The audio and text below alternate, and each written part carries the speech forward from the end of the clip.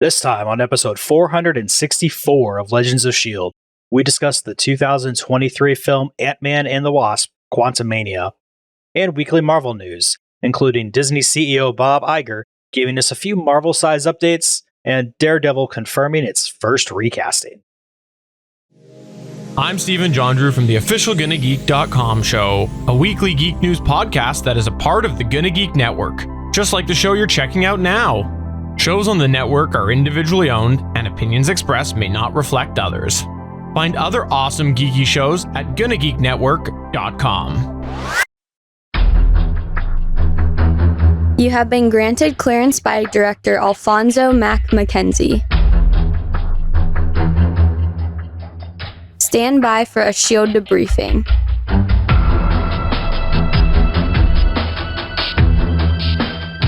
All information to be discussed here is classified and may only be discussed among agents granted clearance by the S.H.I.E.L.D. director. And now it's time for your scheduled debriefing. I'm Agent Lauren. I'm Agent Michelle. I'm Agent Chris. And I'm producer of the show, Director SP. Welcome to Legends of S.H.I.E.L.D., a Marvel comic book universe fan show discussing the Marvel Cinematic and comic book universes as told on screen by the company named Marvel Studios, a wholly owned subsidiary of Disney. This show is recorded on Saturday, March 11th, 2023, a mere 3 hours before Relativity is supposed to launch the world's first 3D printed rocket. We'll see if that happens. We're live from the Legends of S.H.I.E.L.D. studios and broadcasting quantum-wide. Come and join our live chat as we record. If you didn't already catch on to it, we love talking about Marvel. Because we have holes! If you'd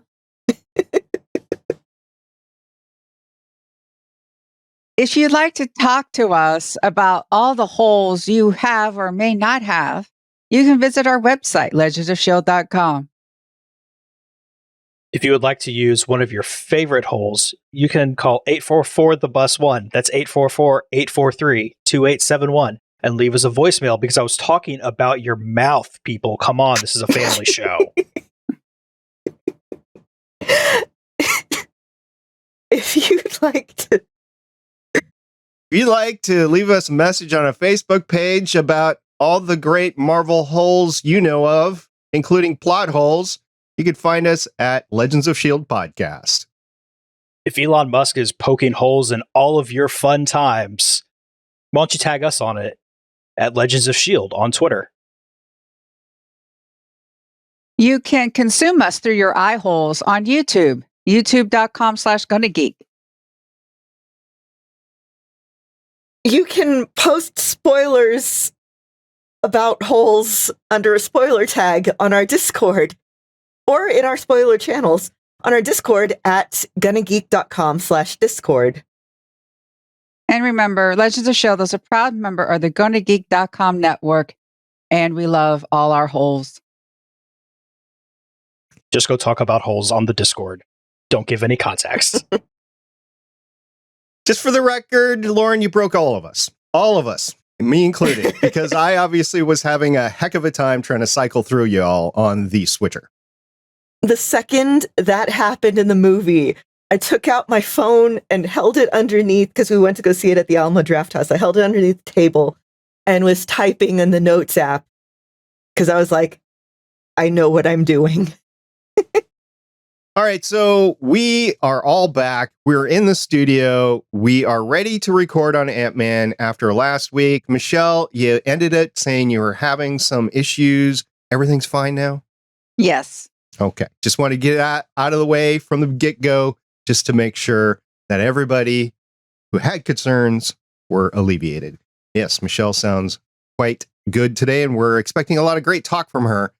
Are you guys ready? It's not been out a month yet, but it's been about a month. You guys ready to talk about Ant-Man and Wasp Quantumania?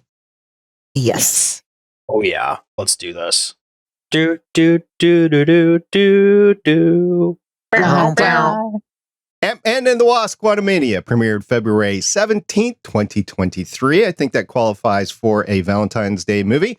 The IMDb description for the film reads, Scott Lang and Hope Van Dyne, along with Hank Pym and Janet Van Dyne, explore the quantum realm, where they interact with strange creatures and embark on an adventure that goes beyond the limits of what they thought was possible. Lauren, who directed the movie? This movie was directed by Peyton Reed, who has 30 directing credits starting in 1988, including, yes, Ant-Man and all that. But I've been looking at his IMDb list. He directed all 13 episodes of The Weird Al Show, 6 episodes of Upright Citizens Brigade, the movie Bring It On, the movie Down with Love, a few episodes of The New Girl, and 2 episodes of The Mandalorian. Indeed. So yeah, he's been getting around, and he came into the project. He was not the original Ant-Man director. He came into the project for Ant-Man, trying to save it, really. The entire creative differences phrase was used, but he's been with the property ever since. So It was Sam Raimi originally, wasn't it? Edgar Wright. Edgar Wright. Thank you. I shall not forget. I wouldn't forget that either. Anyway, Michelle, who wrote this? This was written by Jeff Loveness, and I don't think episode is incorrect because, as we all know, it's now back to hashtag it's all connected. So anyway, this movie or episode, if you would like to consider it, again, by Jeff, has 14 writing credits starting in 2008, 238 episodes of Jimmy Kimmel Live, 6 episodes of Rick and Morty, Ant-Man and the Wasp Quantumania, and which it's in pre-production, Avengers the Kang Dynasty, but this is 2023, March.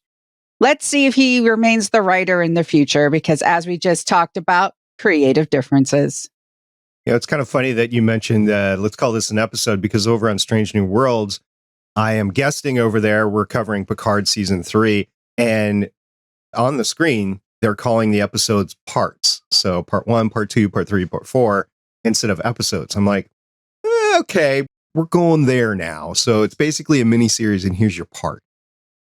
All right, so let's talk about the big main cast. We're not going to run down everything. We're just going to talk about who speaks to us individually. We'll start with Paul Rudd. He plays Scott Lang, of course. I think he did an admirable job for what he had, always kind of upbeat and always kind of going at it. Still have to question his long-term thought processes, which I think is part of the Ant-Man character anyway, but I think Paul Rudd pulled it off pretty well.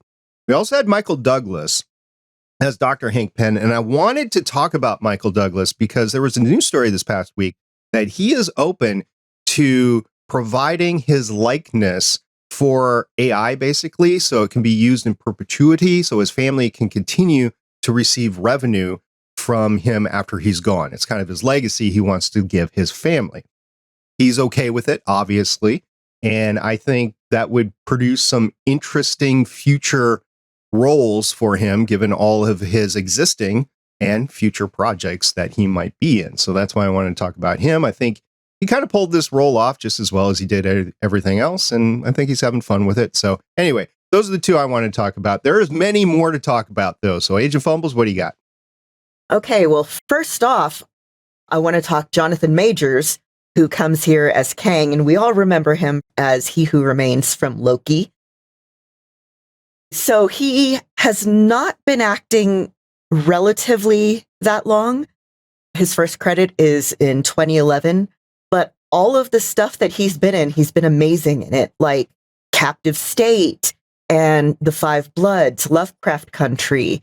He's going to be in Creed 3, which is out now. Okay, it's out now. He's in Creed 3. And I also want to talk Kathryn Newton, who plays Cassie. And she's been acting since 2002. Okay, so first of all, she was fantastic as Cassie. She is a recast. They recast her when we had the time jump due to the blip. She's been in things like Lady Bird, 3 Billboards Outside Ebbing, Missouri, Halt and Catch Fire. She was Claire Novak in Supernatural and the Wayward Sisters show they tried to do. She was in Detective Pikachu. And my favorite of things that she's been in, Freaky.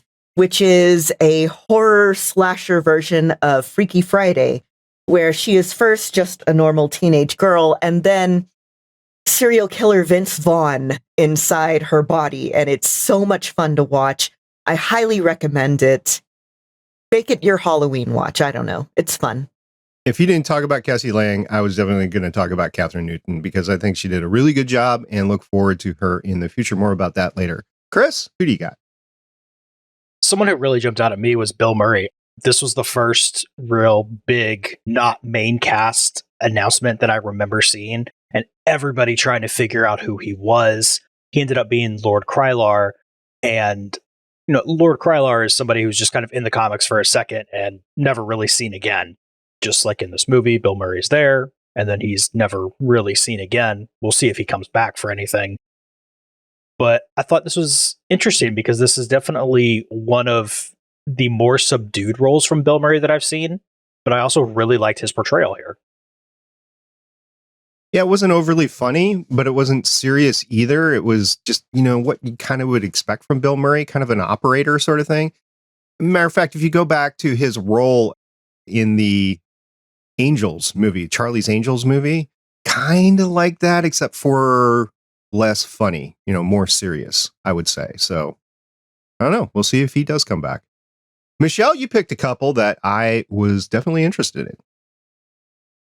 First is Katy O'Brien, who plays Jentorra. What's interesting is that the MCU is not afraid to recast, use cast members that they've used before.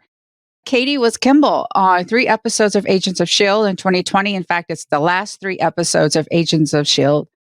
Plays Kimball, who's part of Malik's crew. If you remember, like in the hallway, Malik gives her the gun and wants a promotion. She gets the promotion if you're trying to figure out who Kimball was. So I thought it was interesting that here's someone from Agents of S.H.I.E.L.D., had 3 episodes, and now got into this big Marvel movie. I thought it was great. And I had to contain myself when I saw him on the screen. When Quaz came on, played by William Jackson Harper, who was Chidi Anagonye on The Good Place. And I really think that says it all. If you have not watched The Good Place, after listening to us, please go do so because it is amazing, funny. And what Chidi's arc throughout The Good Place, to me, is one of the best character arcs, especially when I don't want to give away too much, but his mind breaks a little bit. And what happens afterwards is just masterful. And if you like eye candy, there is an episode when he does take off his shirt. And if you appreciate the male form, it's a nice form. I think that's the same episode where he breaks. Yes. Me and my spouse and my best friend still quote you put the peeps in chili and it tastes bad all the time.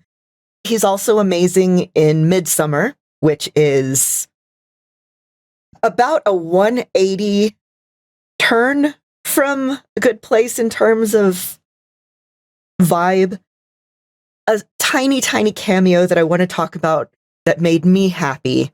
At the very beginning, during the It's So Great to Be Scott Lang sequence, there's a part where 2 people in an outdoor cafe toast him, and that is Ryan Bergara of BuzzFeed Unsolved and Watcher Entertainment, and his wife. They had just gotten married, I believe, when this was filmed, and it made me happy because BuzzFeed Unsolved and Watcher Entertainment got me through the first year or so. They got me through 2020. If you're listening to this in the future and you're trying to rack your brain on who else notable was in the movie, Evangeline Lilly played Hope Van Dyne, Michelle Pfeiffer played Janet Van Dyne, and Corey Stoll reprised his role as Darren Cross, and also M.O.D.O.K or M.O.D.O.K. We'll talk about that later. All right, so we got through the cast. Overall thoughts. Lauren, what do you got? Okay, so this movie was a lot of fun. I know it's been very divisive, but all I was expecting going in was, okay, I want to see weird stuff and have fun. And that's what I got. it was also just an excellent movie for Janet and Cassie's characters. And Jonathan Majors is, as ever, amazing. I thought it was a good idea to introduce Kang as a conqueror who inspires the need for resistance. Says a lot about the character. This movie has a basic plot for what will become a complicated story arc for this phase of the MCU. Basically, it's a good pilot episode. Get ready, everybody, because we are going to be finding Kang plot threads everywhere in everything that has already happened in the MCU. Your most obvious one is going to be Jonathan Majors also being He Who Remains in Loki. But there are going to be so many other things that people find, and I'm excited to see all those theories. You know, if you're looking for the prequel for this, of course, you could look throughout the entire MCU, but I would encourage you to go watch Loki season 1, and then you'll kind of understand a little bit more about what's going on, which is how we'll end this as well for this movie. But as far as this movie, even with all the CGI spectacle, and it was very, very pretty, I could have watched this at home. There's no need for me to be watching it in the theater. I had the standard experience where I was in the theater with 3 other people. Those 3 other people made noise the entire time. They brought a dog in, and it was, the constant scratching and the jingle and everything. I was like, oh my God, really? In a movie theater? And it wasn't a therapy dog. I'm a big therapy dog guy. I've raised puppies that have become working dogs. This was not that. So don't be getting on me for, SP, it could have been a therapy dog. It was not a therapy dog. I'm worried about that dog's hearing. Yeah. Right? They didn't have little earmuffs for it or anything, they did they? Not. Oh, that poor did dog. Did not at all. Yes. And it was big and loud and boomy and whatever. And I wasn't sitting right next to him. I was sitting towards the middle of the theater. They were sitting at the first row.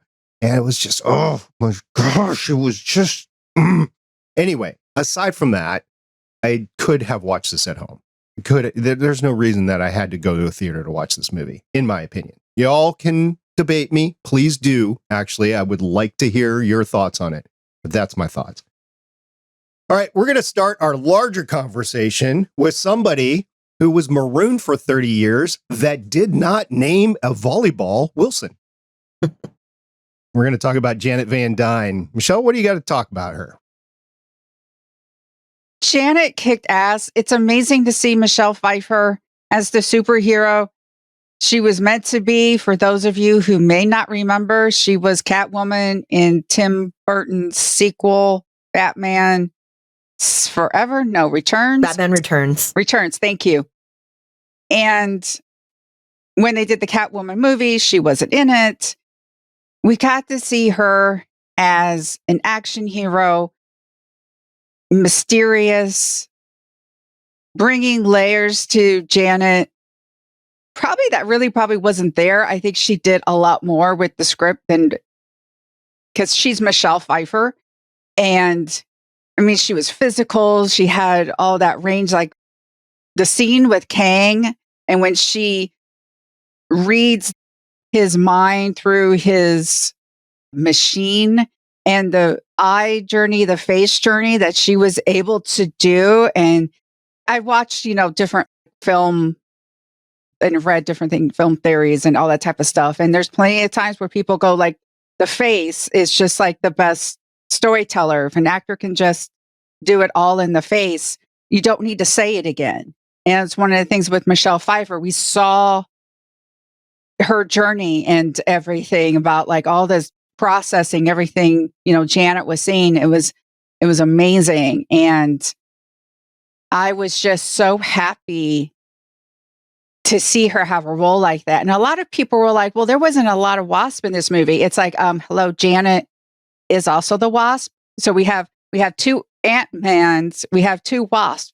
So yes, this was a Wasp movie. I'm also just briefly touching on this.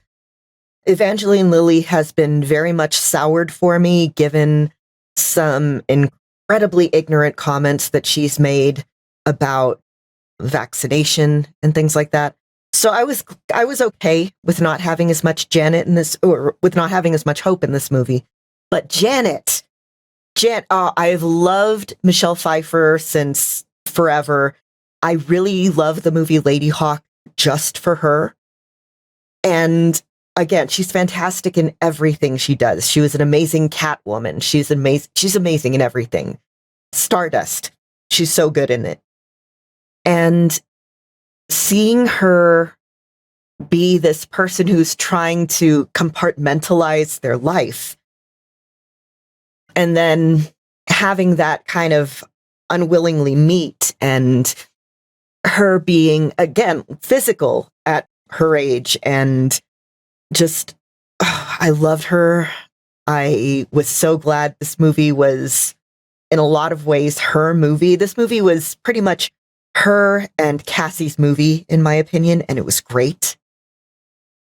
The way that Janet was going through just trying to lead everybody into what needed to be done without telling them what needed to be done and why. It was equally awesome for me because she was sitting there taking control of the situation and making sure that everybody was safe and making sure that everybody was going to be able to get out. But also so frustrating because why couldn't you just tell people what's going on with Kang? Why can't this be bad? Why do you have to shut off the device now, Cassie? I kind of understand that. In people who have had just extreme trauma in their lives, sometimes there is, sometimes people get through it by compartmentalizing. You put everything in a box and you shove that box as far away as possible from what's going on, and that's how you move forward. And that seems like that's how Janet's been handling all of this. She's like, I went through something incredibly traumatic that I don't want that, any part of that, to be part of my life now. I am very happy with my life now. So I get it. But again, anytime it's like, this could be solved by taking 2 minutes to talk. It's so frustrating. And you see that a lot in like romance movies, which is one of the big things that frustrates me about romance movies. But yeah, come on, people, communicate. Communication is awesome. Communication is very good.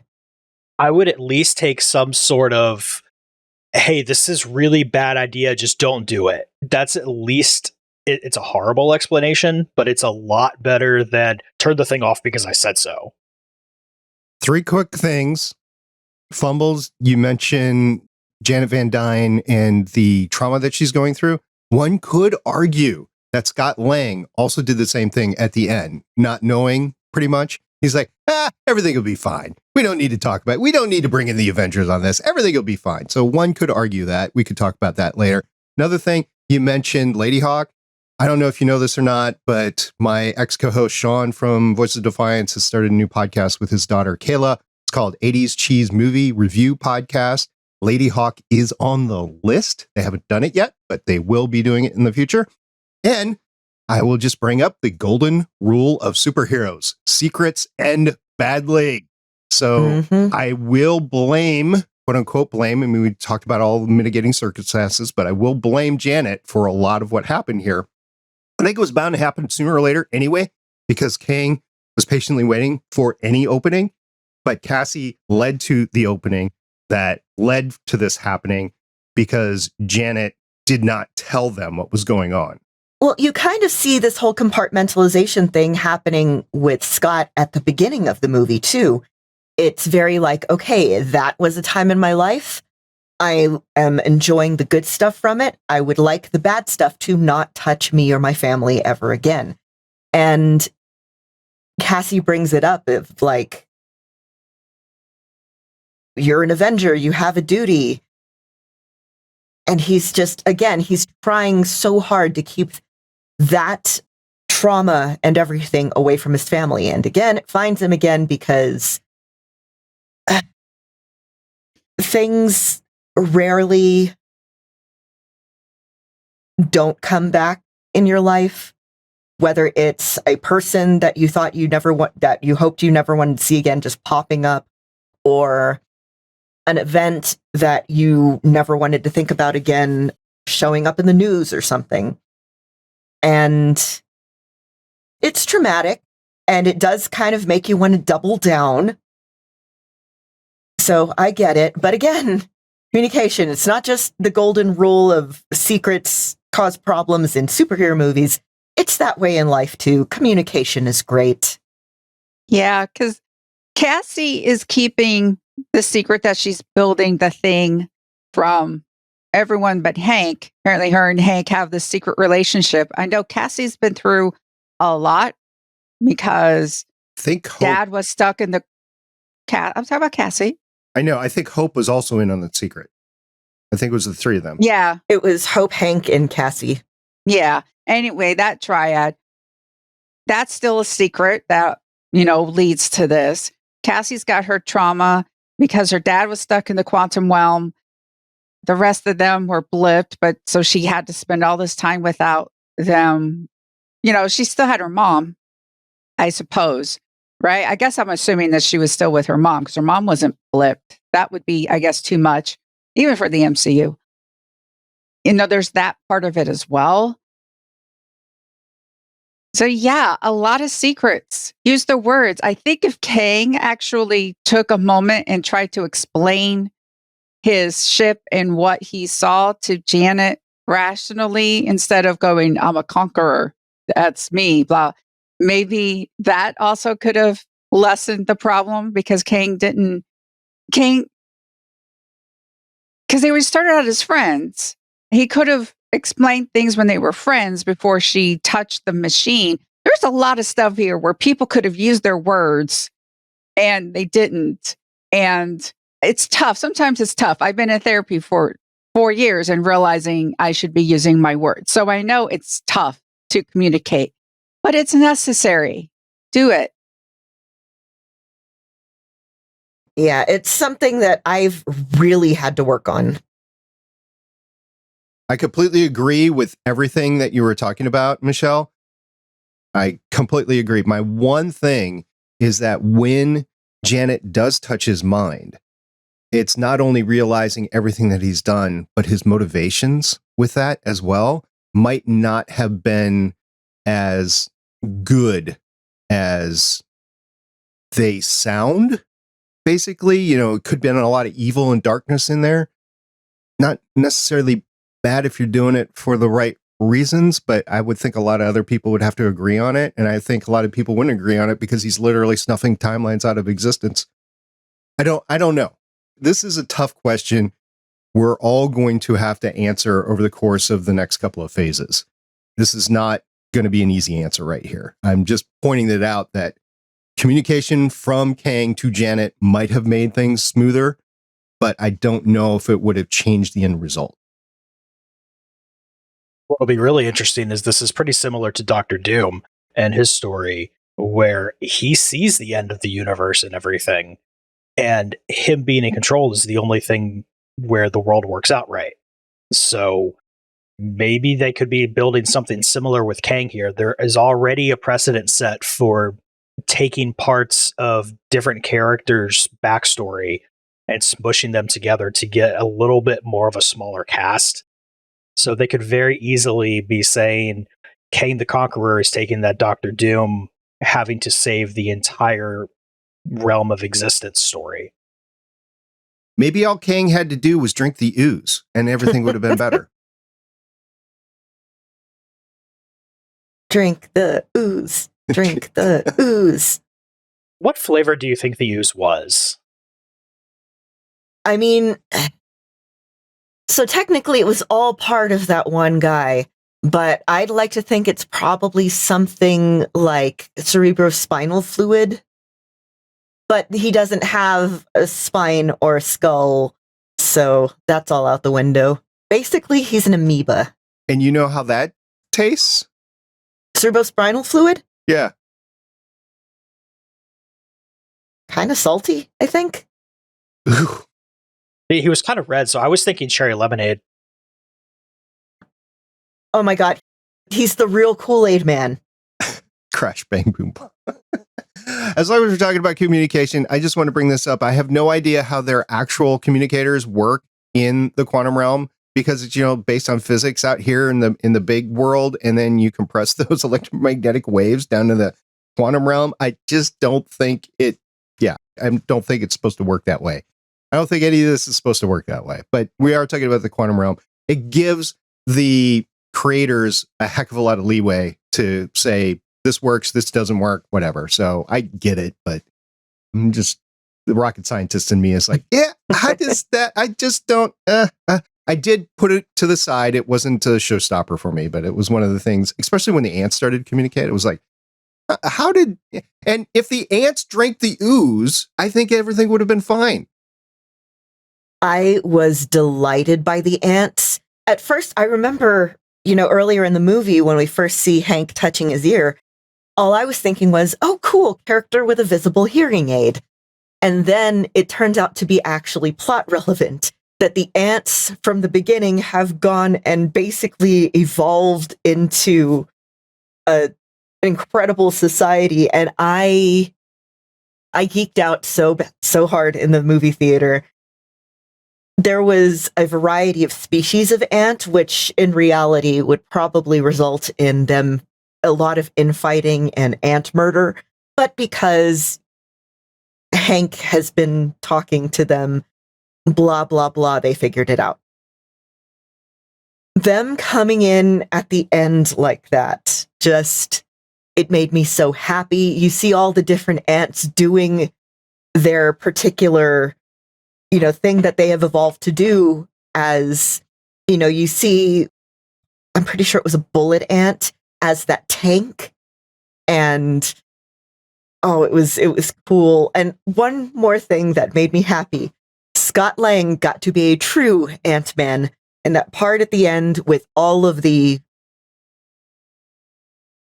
alternate universe Scotts showing up, when they reached up like that, that is very much a thing that army ants do and fire ants. In fact, you can find a lot of videos of fire ants and army ants doing that, like building themselves into a bridge.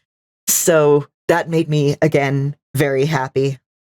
I was going to bring that up, and how all of them, I love the callback to the Baskin Robbins, because we saw that at the beginning, and then we get Baskin Robbins, Steve, the one who just, stayed, was the good employee. And then that one word, Cassie, doesn't, who's like, who's the real one? I'm the real one. It just stopped all arguments and was just like, okay, Cassie, we'll pick him as the real one and we'll pull him up, because it's all Cassie, Cassie, Cassie. And it's just like, this is so ant. So they didn't figure out who the real Scott was. They just picked one. That's your... Yeah. At a certain point, I don't think it matters. Okay. So we might not have the original probability Scott. This could have just been picked. I guess it really doesn't matter because they all went in there. Yep. There was a bunch of them that were just because of different choices that they were making at that one time. So again, at that point, it didn't really matter. I saw this on IMDb. All of the Baskin Robbins references made in this movie. This was the 31st Marvel movie. Yeah, I saw that a couple weeks ago on social media. And then also along with Scott, and then all the Scotts picking one Scott, I guess all the Janets decided that they all needed to help Scott. So they just picked one and ran with it. So that's how that worked. Was it Hope? Hope? It was Hope. It wasn't Janet. Yes. Hope actually listened to Janet and didn't look at or interact with him, which is the opposite of Scott. Scott's just like, who are you? I don't know. I'm this random thought. I'm happy right now. I'm scared right now. And it was just like, boop, boop, boop, boop, boop, boop, boop. It was almost like Inside Out. All the emotions became different Scotts. Because if you notice, she was just focused like a wasp, diving down, and all the other wasps were trailing behind. So she was able to focus and be straight and direct and like a stinger. Lauren, you mentioned the battle at the end, and I didn't have a problem with it. I enjoyed it for what it was, but it's becoming very formulaic, especially with these movies, where it starts at the lower level with, okay, we're fighting this guy. We need to call in everybody. Everybody shows up. And then there's 1 or 2 waves of reinforcements that come in after the fact. And in this case, it was the ants that came in after the fact. So it's getting a little old in storytelling. And I just hope that there is some variation of that as we go forward. It seems like, okay, so one of the things that was pretty well known about Harlequin books back in the day is they essentially had a formula. And with movies, you start seeing this a lot in like the early 2000s with the Save the Cat book. So it's like you have to have this moment, you have to do this by here. And you're starting to see this because we have enough superheroes to compare it to. We have a superhero movie formula. And again, 31 movies, and that's not even counting DC and any other more independent superhero movies that get made. But you're seeing that formula a lot. And because we have so much of it every year, you're really noticing it. So, Chris, can I ask you to do something? Can you go into Marvel Studios, find the room where Kevin is, and then reprogram him and just, put in the ChatGPT prompt of, I want a different final battle? I would love to do that because this is starting to look like why I stopped watching Power Rangers when I was younger. Like, yes, getting there, it's a fun story, but at some point, and I don't know how long they can ride this out, like, the reinforcements are going to come. They're going to get into their big Zord and they're going to defeat the bad guy. And if it gets to a bigger battle and they want to have some drama and they don't defeat the bad guy, they're just going to call the Dragon Megazord and it's going to show up. And like, there's only so many times you can do the same story with a reskin on it. It's one of the reasons I stopped reading the Redwall books when I was younger. I realized one day every one of these stories is basically the same. There's the same story beats, the same character archetypes. It just keeps going the same way over and over and over again. Kind of, I don't want to anger the supernatural community, but Scott and Dean, I think they made a joke out of it in like a later season about how many times they died and were resurrected and such. I enjoyed Supernatural until I just figured out it's like Dean and Sam are just going to die and get resurrected. Okay. Barry, this big enemy is coming and he's faster than you. Oh, well, I'll train and run faster than him. And then Barry just runs faster. Anything that is long running, you see the same formula. All the Law and Order movies, all the Law and Order shows. I think we were talking about that. I was talking about it with someone, how you can just like, it's great for a nap. Yeah, because it's all the same thing. The celebrity is going to be the killer. Well, sometimes that's how it's designed. It's designed to be continuous bottle episodes. One of the things with Marvel is that these are now movies that don't end. And that's why it's things I said. It was a nice pilot episode. At the end of the movie, my cousin started to stand up and I'm like, oh, no, sit down. Oh, that's so cute. And he's like, what do you mean? And some of the other people starting to get up and I actually said a little louder, there's 2 shawarmas. And some people actually sat back down because I let the entire people know that there were 2 shawarmas.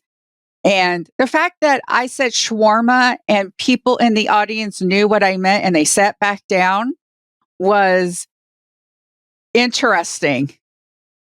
Yeah, because the shawarma is symbiotic to the post-credit scene, yeah. Don't get me wrong, I enjoyed the final fight. I did. I liked the giant man, the giant, what we call Cassie, giant woman, I guess. So as soon as that happened, I was like, Stature! Which was her name in Young Avengers. Okay. And I got so excited. Yeah, so I liked all of it. And because I went into the movie without spoilers, and I thought some of our vaunted team wasn't going to make it out, it made it a little bit interesting for me to watch it. But when it got to the end and it was like everybody survived, it was like, okay, I guess we're doing this again, sort of thing. So, okay. It made me feel good that we didn't lose anybody, but anyway. So talking about Cassie, let's go down this road because I know y'all want to talk about Cassie in the future and stuff like that. First of all, she creates, as Michael Douglas calls, or Hank, a Hubble telescope for the quantum realm. What? Are you telling me the James Webb Space Telescope does not exist in the MCU? I am very sad. Very sad. I think it's more that Hubble still has, I guess, brand name recognition. James Webb is so much better. Also, I'm okay with them not using the name James Webb. He was a horrible person. Well, allegedly, there has been no proof of that. He was in government at a time where those decisions were made. He was in meetings where those decisions were made, but there is no proof that he, so far that I've seen, that he has made any of that. So I am refraining from calling him individually a horrible person, but he was involved in government administration at that time. On the other hand, Cassie is potentially on her way to being a nice little left-wing anarchist, and I'm cool with that. Yes. Also, she had like 12% of a plan. Let's just call it for what it is. So she goes in, she rescues her friend, right? Says, okay, we're going to do this. And that's all her plan is. So I'm going to call that 12% of a plan. I feel like 12% of a plan has historically worked very well for Marvel characters. And then also, when you're communicating to get everybody in, put the person in charge that's probably understanding social media the best. Get her on her live TikTok and then throw it out to everybody and say, hey, come, we're going to do this great stuff. Come on, we need your help. I think that worked great. Mm-hmm. Yeah, that was great, Miss Marvel. Oh, no, wait. So I remember that happening to Miss Marvel. All right, Fumbles, you want to talk about the next generation. I think this is about the same time that we should probably start this conversation. So what do you got with Cassie? Okay, again, I loved her. This was a great Stature, or whatever they decide to call her in Young Avengers or Champions or whatever they're planning. This is a great kind of origin story for her. This is her superhero origin story. Not only does she get the suit, but we see, this person who, because of who her family is, because of the stuff that she's been through and seen, has an incredibly strong sense of justice and community. And we see her not only using that at the beginning, but in the actual fight against Kang, she sees like, okay, this is an existential threat. I need to do my part, even if I'm scared. And again, calls in all the reinforcements. It's going to be a very bright future for her, and I'm so happy. Also, I love that she got to actually confront her childhood trauma in the form of M.O.D.O.K / Yellow Jacket / Darren, and, come past it stronger.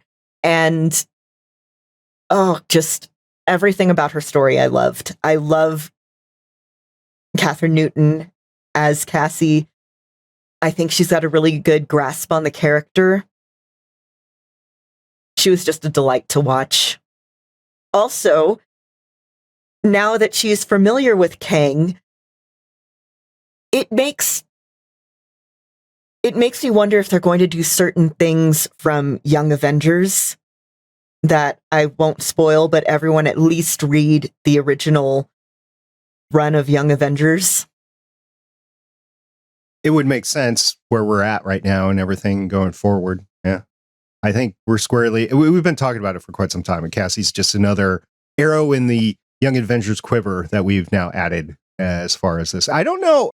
Here's a question for you guys. Are we going to get the Young Avengers as a team the first time on Disney Plus or on the big screen? Here's the thing. Are they going to be called the Young Avengers, or are they just going to be called the Avengers? Because eventually we get Avengers Kang Dynasty, but there's no Captain, all the people that we call Avengers right now, they're gone. Yeah, we've got a news story to talk about that later. Yeah. That's wonder. I feel like we're getting little origin things, and then eventually they're going to be called together. Maybe we get something, but maybe they just end up being the Avengers. I think we're going to end up in a situation where it's like first appearance but then a different first proper appearance of somebody in comics. So I think the first actual appearance of whatever they're going to call the team is going to be Disney Plus, but it's not going to be anything really significant, get it, ants, until something on the big screen. I'd honestly kind of prefer them to concentrate more on the TV shows because there's more room to breathe with the stories. But again, personal preference. And we've got that tie-in at the very end. The last shawarma was the Loki tie-in. Owen Wilson was from Loki. Of course, Loki's gone back and forth, but yeah, that's all going to play out in Loki season 2, the continuation. Also, I'm curious about that particular incarnation of, because of who Kang is and is related to in the comics. I kept seeing that name all over Twitter that weekend, so I was sure they were going to say it at some point, and they did not. Are we talking about that Inchwarmer right now? Yeah, we can. Yes. Okay.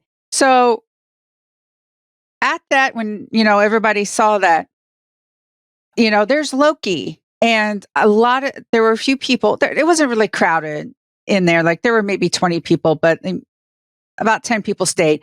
There were a few comments, Loki? What's Loki doing there? Like they were honestly surprised. I wasn't. I didn't know what the shawarmas were. I was, everything. And it was like, oh, of course. And my mom was like, oh, do I have to watch Loki now? Like, should I rewatch Loki season 1? Like, do I need to now watch? Is this going to be, is this a direct tie-in to Loki 2? And it brought up that whole homework thing again. And it brought up, there were obviously people in the theater who did not watch Loki season 1 because I could hear their genuine surprise of just the appearance of Loki. Because if you just watched the movie, Loki grabbed the Tesseract and disappeared and you had no idea what happened to him. So all of a sudden, Loki being in that movie, a lot of people were generally surprised, genuinely. Yeah, I'm sorry. I didn't know if I'm saying this correctly. Words. They were surprised. Luckily for this, you could get away with just watching like a 10-15 minute Loki recap thing if you really wanted to know. You still have to do that, though. It's not self-contained within the movies. And I think that's what Disney's business, we've been talking about it for the last month or so. This is now Disney's business model, is they're going to throw as much as they can into Disney Plus to force those subscriptions so they can make more money. Because they're realizing that box offices takes are down, and they need to generate the income in order to keep those properties coming, to keep people interested in going to the parks, which is where their big interest is. This is all promotion for their parks when it comes down to it. So that's where things are at. And this could be in a trial balloon of, okay, now y'all, we've done it. We're not self-containing it on the big screen anymore. You need to go see the small screen in order for this to make sense. As far as the post-credit scene itself, I would have liked to have Miss Minutes in there, but maybe that's a bridge too far. All right, let's talk about M.O.D.O.K for a second. Yeah, it was Darren. He came back, and he was the M.O.D.O.K. Chris, I sense your disappointment. This was such a waste. M.O.D.O.K is such a good character. You can do so many fun things with M.O.D.O.K. I have absolutely no problem with them turning Darren into M.O.D.O.K. That's fine. M.O.D.O.K is, in the comics, is just a janitor at AIM that happens to get in there. So, like, the person behind M.O.D.O.K doesn't matter to me. But to go and kill him off in here the way that they did, like, yes, I'd like that he turned good. That's a thing that happens every once in a while. But he looks completely dead. And by the Wheel Weaves theory of dead characters, we see the body. He's dead. There's not even like one last frame glimmer of maybe the heart monitor is starting up again. He's just dead. And I want good M.O.D.O.K in the movies. And you can't do that now unless you, I mean, I guess you can bring an alternate universe M.O.D.O.K, or you can just make a different person into M.O.D.O.K. But you don't really explain who M.O.D.O.K is. You just throw him in there. So anybody who doesn't know M.O.D.O.K from the comics or doesn't know M.O.D.O.K from the Hulu series It's just, oh, look, it's a big round robot ball who can shoot laser beams out of his face. And what a waste. You could have had such a good M.O.D.O.K. I know a lot of people were complaining because the most recent, I think, M.O.D.O.K that people are familiar with is the Square Enix Avengers game, which I really liked. And I thought they did M.O.D.O.K really well in it. That said, I am also used to a really comedic M.O.D.O.K. So I was fine with it. At first I was like, oh, I hope it's Patton Oswalt. And then that reveal happened. And I think I might have outright shrieked with laughter in the movie theater. Just, I was not expecting that. And I was kind of delighted by it and by the fact that, again, I'm used to the more comedic M.O.D.O.K. So I was fine with it. I enjoyed how everybody, when they first saw him, and it was individual, like, what the heck happened? Like, everybody's had the same reaction, right? And also, ladies, I'm going to put this up to you. I'm not going to do it. Chris, you're welcome to chime in here. Rate the butt. What's our scale here? Whose butt? M.O.D.O.K. M.O.D.O.K's butt. When we saw him with the little baby legs and baby arms, which, by the way, reminded me of Deadpool. Okay, well, assuming that a 10 is America's ass, I'd say like maybe a 1 or a 2. Like it was just kind of like, it was like a Hank Hill butt. I agree. 1. -7. I'd argue that all butts are good butts, but also that was just like, again, it was like they deliberately tried to make it the most unappealing butt that they could. And it was very flat and very small with a short crack. And yeah, just 1 on the scale. 1.5, if I'm being generous. Tina Belcher would not approve. No. Chris, you talked about Bill Murray a little bit before. Why don't you bring us through your thoughts? I thought he did a really good job with this. You've got a little no-name character, like I said before. And what's really cool here is the discussion I've seen on whether he gets eaten by a giant version of his meal or not. And I know a lot of people are just seeing this little, I'm going to call it calamari because that's the closest thing we've got here, but they got this little whole calamari piece sitting there. And he eats it. It's alive. He still eats it. But then later it gets embiggened. And it doesn't eat him from what I see. So it's actually based on a dish that exists. It's a baby octopus. And I remember, so several of my friends have taken kendo. And one of the things that their instructor would tell them was that in Korea, it was like, oh, you show you're so tough by eating this live baby octopus. And people have died from it because it's fighting. I would much prefer if people eat their food already dead. Just for everyone's sake. But no, it is an actual dish that's live octopus. Yeah, it's a thing. All right.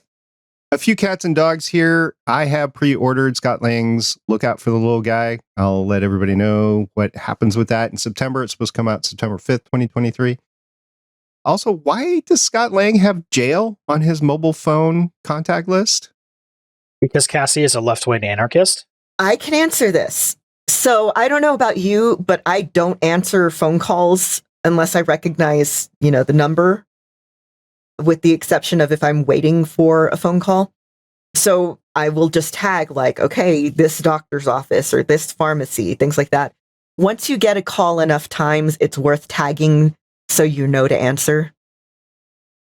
I see. Yeah, he does run in those circles. So yeah, I can think that. And also when he's in the car with Cassie and Hope at the end, at the beginning, they were making fun of him listening to his own audiobook. Is that really a bad thing? I'm asking for a friend that may or may not have a podcast. So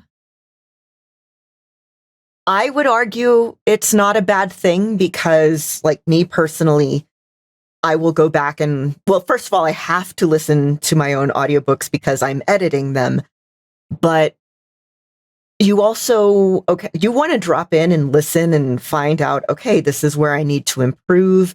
I could do this better next time.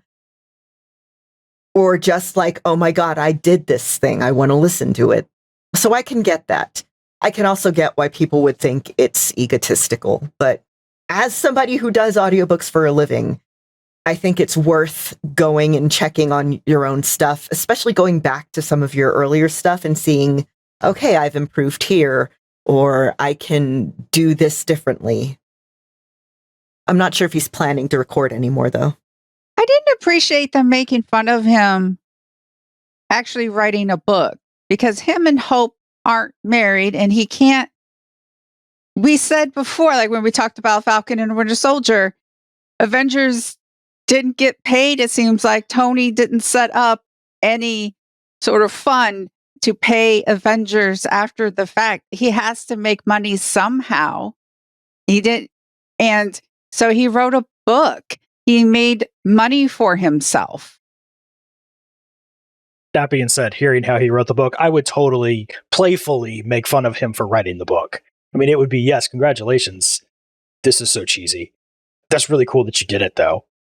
As for listening to yourself, I don't listen to my own podcast with other people, my other one. Because, I mean, that's just me and whoever. Like that's just weird to me. I'm not that confident with stuff yet. But I will listen to other shows that I'm on, including this one, with other people. All right. I think they were making fun of him not because he wrote the book, but because he kept on mentioning it. Okay, yeah, that is something worth making fun of. Like, yeah, there are things in my life that I've done that I'm very, very proud of, and I will talk about them when they happen. And there's a certain point at which it becomes obnoxious. To quote his book, "The Hulk made me a baby. Am I the Hulk's baby? Yes, I will make fun of the mess out of you for writing a book like that." But it's still really cool that you did it.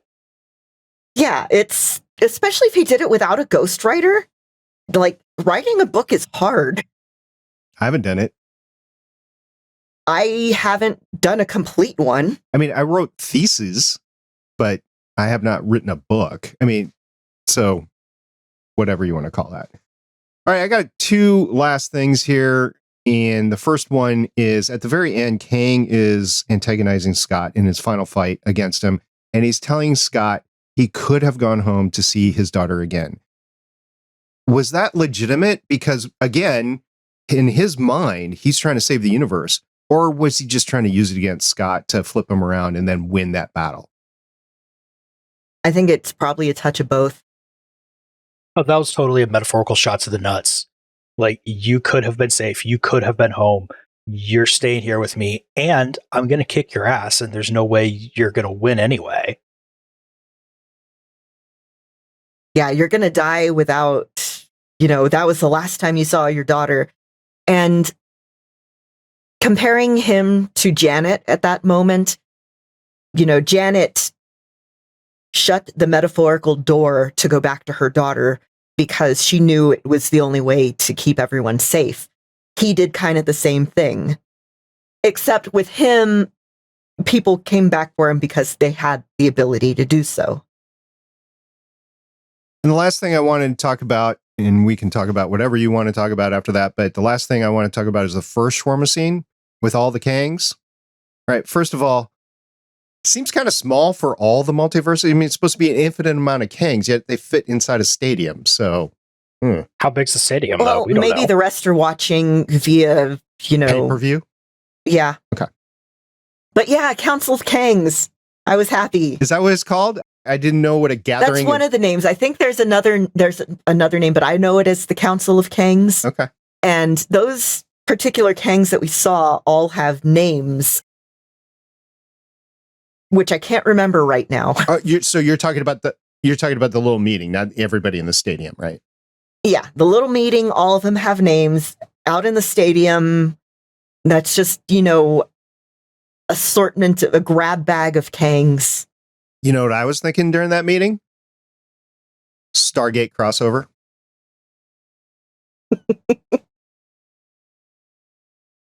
I mean, I'm always in favor of Stargate crossovers, so I'm convinced that the new Indiana Jones is a Stargate crossover.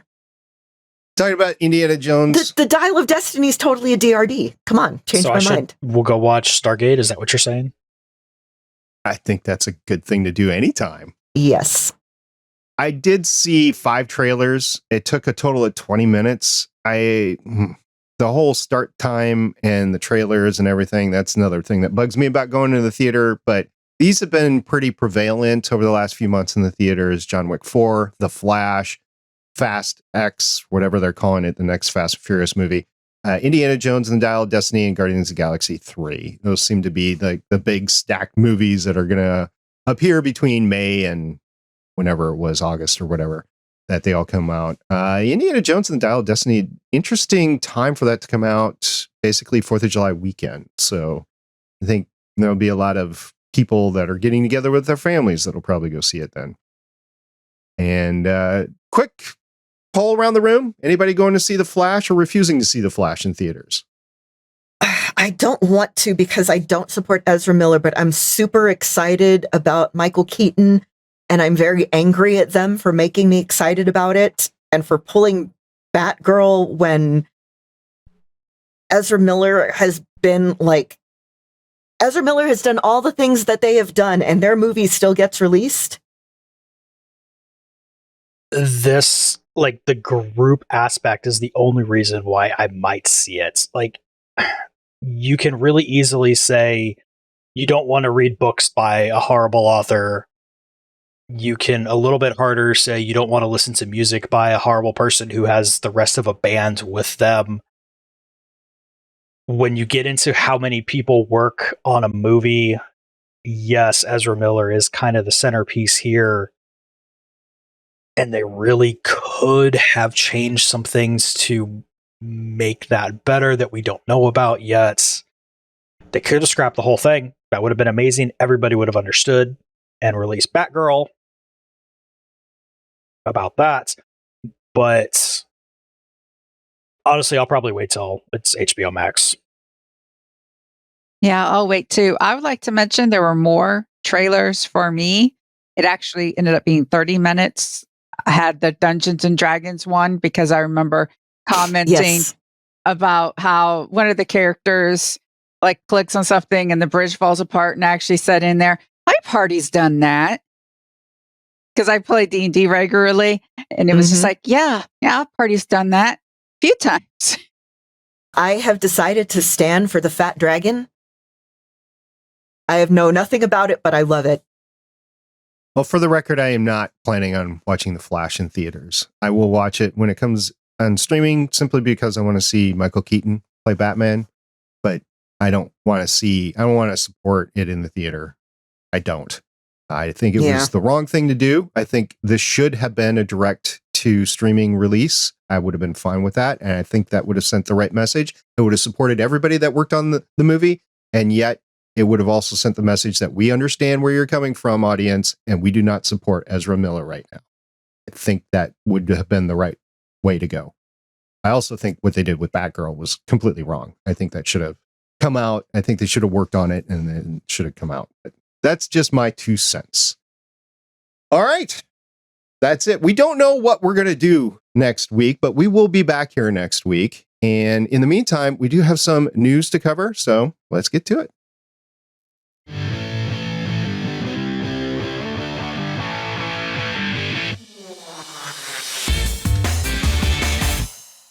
So first up, Bob Iger has confirmed that an all-new Avengers team is coming to the MCU. Personally, I continue to cross my fingers that it's the Young Avengers, Challengers, Champions, whatever you want to call them. Disney CEO Bob Iger has confirmed that a new roster for the Avengers is coming to the Marvel Cinematic Universe. Iger mentioned this change to Earth's Mightiest Heroes while speaking at the Morgan Stanley Technology, Media, and Telecom Conference beginning by saying that there's nothing wrong regarding the Marvel brand, but Disney just has to look at what characters and stories it's mining for future projects. If you look at the trajectory of Marvel in the next 5 years, there will be a lot of newness, he continued. We're going to turn back to the Avengers franchise with a whole new set of Avengers, for example. Iger did not name any characters who would be on the new roster. As soon as he names one, then all the dominoes fall. You know exactly where they're going, especially with the Kang story, Kang Dynasty story that we're going up. Yeah, I would say that we've been seeding the Young Avengers for years now. I would think that's what he's talking about. However, there are some other characters out there that they can throw into an actual Avengers team. So I think it's going to be Young Avengers, though. If they're going to keep mentioning Earth's Mightiest Heroes by name, though, you can't forget the fact that you already have a team in a cartoon there that comprised of Ant-Man, Iron Man, Hulk, Wasp, and Thor. You'd have to bring Iron Man back. I missed that show. Oh, they have Ironheart. See, that's just it. They've got like the replacements. I'm pretty sure Sam's going to be Captain America. So we're going to have a Captain America. We talked about last week, Bucky's going to be with the Thunderbolts. We've got Armor Wars coming out. So we probably will have War Machine. So that's recognizable. We've got like the Hawkeye replacement. You know, it's there.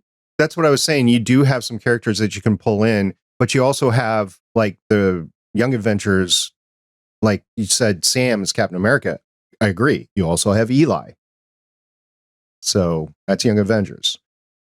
So I don't know where they're going, but Bob Iger was throwing that down. I think it means something coming from Bob Iger himself versus Kevin Feige for a lot of different reasons. But I was interested because typically Bob Iger doesn't talk about Marvel. He lets Kevin do it. So he stepped in on this. So interesting. Speaking of Bob Iger sneaking in, he's also said that Disney is going to reduce costs on films and TV shows to focus on quality, not quantity.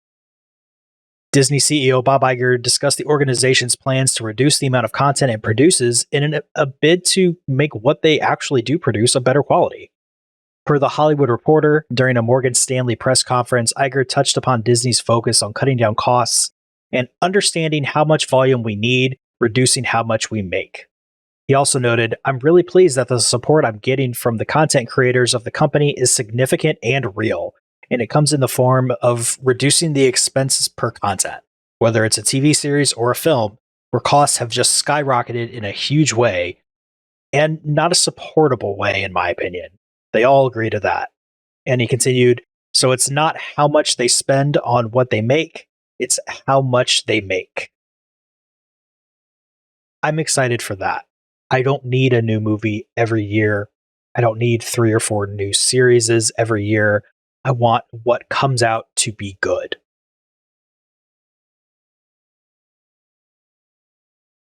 What is the proper tempo then? Because if you don't put out a movie every year, you're going to get a restless fandom. I think 1 or 2 movies a year is probably the right thing. Like, you need to make.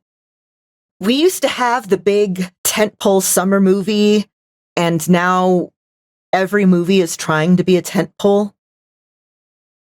And I think that's the thing, you need to make it feel special again. If you look at the Avengers Phase 1, which is undoubtedly the business model that they really want to get to, because that's what everybody remembers and talks about. They started with Iron Man and the Hulk, the Incredible Hulk, in 2008. Avengers, I want to say it was 2011, but maybe 2012. So it took 4 years to get those 6 movies out. And then how much time has it been since then where they've had the other 31 movies, come out? So yeah, I think you can do it with less, especially if you leverage Disney Plus properties along the way. But it's a big universe, so I don't know. We'll see what they do. And the inclusion of the Disney Plus stuff is why I'm thinking they can maybe get away with maybe having a year of no Marvel movies. They'd be insane. I know it's never going to actually happen, but you can take a really big Disney Plus show and tell people, hey, if you want your Marvel content, you have to subscribe to Disney Plus because that's the only new stuff you're getting this year, suckers. If you're the movie theater industry, you want to put butts in seats every single week. So you want those big movies. They have to do one a year. For Marvel. Yeah. Yeah. All right. We'll see what they actually decide to do. Well, speaking of Disney Plus and a lot of content, we have some Daredevil Born Again news. First, we have a recast in Marvel Studios Disney Plus original series Daredevil Born Again. Vincent D'Onofrio will reprise his role as Wilson Fisk / Kingpin from the next Netflix original series, Marvel's Daredevil. The villain's wife, on the other hand, has been recast for the upcoming reboot. Back in December, it was revealed that Sandrine Holt had joined the cast of Born Again as a romantic interest for one of the show's two lead characters. The Hollywood Reporter now reports that Holt will, in fact, be portraying Vanessa Fisk, the wife of D'Onofrio's Wilson Fisk.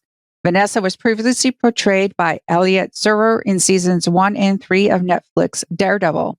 This marks the first confirmed instance of Born Again recasting one of Netflix show's roles.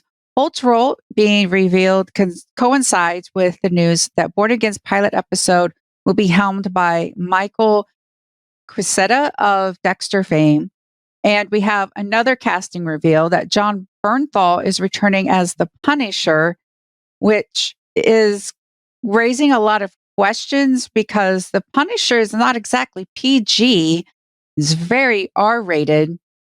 So it's going to be interesting just how far they're going to push the acceptable violence rating. Daredevil's already a violent character, depending on which way in this Punisher news is. I don't know. I have mixed feelings about it because it is Disney Plus. So how watered down are they going to do it? And I would like to also note that we have not gotten any Karen or Foggy news, which is worrying me because we get Punisher news, but we don't have the other half of our avocado. I thought I read something the other day that said that they weren't going to include them in the show, and it made me very sad. But I'm excited with the Vanessa Fisk recasting. I like the actress. She was in the last season of The Expanse. And I do have to admit, I'm happy to see the Punisher in there. Not going to lie, I'm hoping for a Punisher Daredevil buddy comedy, and I know I'm not going to get it, but I think it would be fun. Marvel, pay me. Everything I've seen has just been an indication that we're not going to have a Karen Foggy come back here. Nothing definitive, and anybody who was saying it was definitive that I saw a very little amount of credibility for why they would know such things. It could still happen. I don't know. It would be a good secret to keep, and Marvel does keep secrets as long as Tom Holland's not involved. Yeah. I think this just points to money, where they want to bring the Punisher in because it's a fan favorite. So they want more people signing up to watch Disney Plus because the Punisher's in there. As far as if this is a good move or not, I actually don't think that the Punisher fits their Disney Plus model, but I'm not them. So we'll see what they come up with. And I would prefer to have Foggy and Karen. I would like to note this is also a departure because it's 18 episodes. They've actually announced 18 episodes when their other shows have been 6 episodes to 10. So that's also a departure. Who knows what they're doing with this? I want to be a fly on that wall. Well, we'll get to see the end result soon enough, like 2024, I'm guessing. And we did see an upping in the violence level with Moon Knight. So it's not entirely out of character, maybe, to have Punisher. Granted, Punisher was a lot farther than Moon Knight. Oh my gosh, Punisher was... that was getting too tough even for me. And then on the other side, though, you did have Punisher in the Archie universe, and I know they didn't go full-out Punisher there. So you can do a toned-down Punisher. They have said that this version of Daredevil is going to be a lighter version of Daredevil. Maybe not close to what She-Hulk was, but closer to She-Hulk than what was in the Daredevil Netflix shows. So I don't know what they're going to do with Punisher. Don't know. All right. So the last news story we have, Chris brought to us, is Hasbro is pausing the Marvel retro action figures. And this is by superherohype.com. Even as Hasbro expands their offerings of 3 3/4 inch retro Star Wars figures, they're putting the Marvel version on hold. Though fans joyfully greeted the addition of a vehicle with Ghost Rider, the Marvel Legends retro figures will go on indefinite hiatus for now. Hasbro is quick to note, however, that they aren't canceling, but, quote, resting, unquote. There's a chance for a return at some point in the future, but not anytime soon. Fans of smaller scale figures need not worry, as Marvel's launching a 4-inch line aimed at kids and their budget called Epic Heroes. It's not considered a replacement for retro, which was aimed more at the inner children of older collectors, but if size and more toyetic design are the appeal, they may work to scratch that figure itch. They're resting? That's like saying, kids, we sent the dog to the farm. Yeah. I mean, I'll say this. I've never gotten any of those retro figures there. I like to take my stuff out of the box and have it sitting there. And I mean, for anybody unfamiliar, this is your normal Marvel Legends line. Yes, it's also an excuse for me to show off my new Gwen. You've got your closer to 6-inch figure there. And, you know, that's just what everything normally is. These smaller figures, they look cool, but they're in that old school bubble of plastic on a piece of cardboard. If you open it, that's it. You're never getting it back in there kind of packaging. And I'm just not a huge fan of that. I know a lot of people who are. So, I mean, it's not a good or bad decision based on me liking it. But I've also seen the same one sitting at my local shop for a long time. Okay, it was in the news the other day that Funko is going to be throwing a bunch of their figures in a landfill somewhere, because I saw somebody analyzing this. Like, there was a huge boom right at towards the beginning of the pandemic of people once people were able to have income again of buying it, and now things have evened out, but they're still producing at boom levels, I guess. So they have a whole bunch of stock. I don't think it should be dumped. I think it should be donated, but whatever. Nobody asked me, apparently.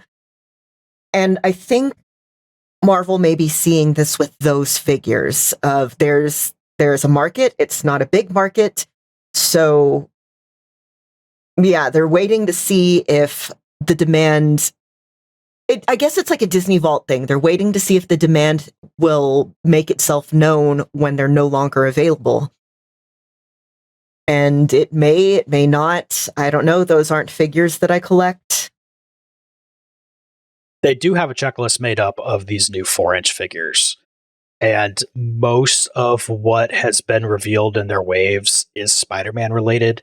Not Spider-Gwen, unfortunately. But the way that they have it set up, they've got 4 different waves. And you can't really tell at all. It's the same shadow for everything. So for Spider-Man, there's 5 that they've announced that are out and known, and then 5 or 6 more. And then the next wave is just a bunch of shadow and a bunch of shadow and a bunch of shadow. So at this point, we know there's going to be 20, 30 some odd figures they're planning on doing, and that they're going to be like 4 different themes, with one of those themes being Spider-Man. Well, we'll see what happens in the future of Marvel collectibles. And I'm sure Marvel wants these to go out, so they'll continue making content so that they can sell toys and tickets to theme parks. Oh my gosh, we come full circle. That's what Saturday morning cartoons were. He-Man, Little Pony. Yep. Strawberry shortcake. Because I remember. Joe, Transformers. Yeah. Mm-hmm. All right, guys. I think it's time we call a family meeting. We have Hank Pym come in and make us some pizza and get on out of here. As long as he brings some ice cream, I'm good. Oh, pizza and ice cream. Baskin Robbins always knows.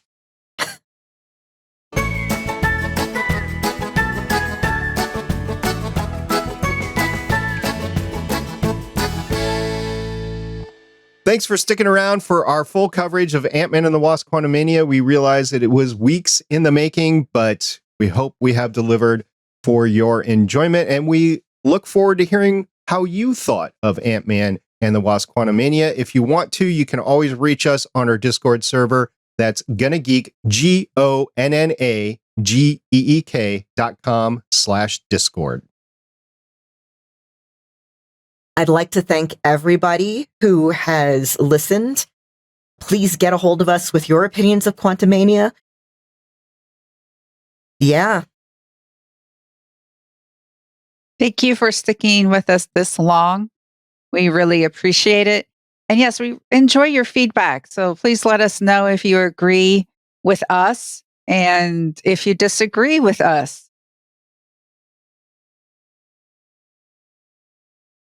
Everybody that chooses to spend their time listening to us, that is just wonderful because there's so much content. I've had this discussion with many people. There is more content that you can ever have any chance to get even a small percentage of listened to.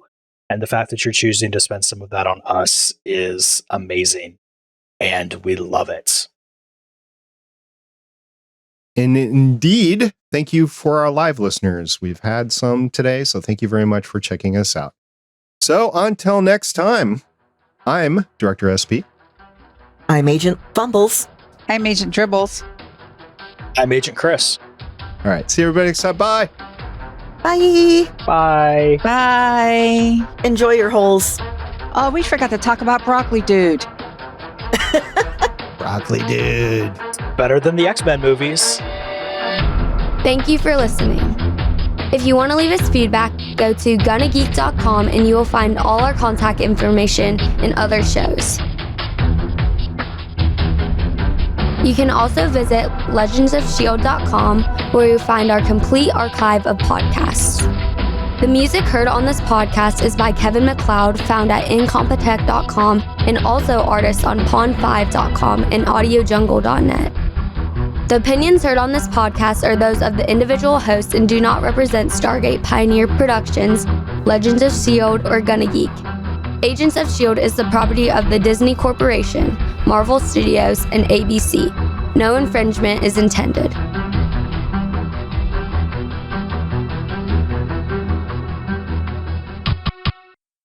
Legends of S.H.I.E.L.D. is copyright 2013 through 2023.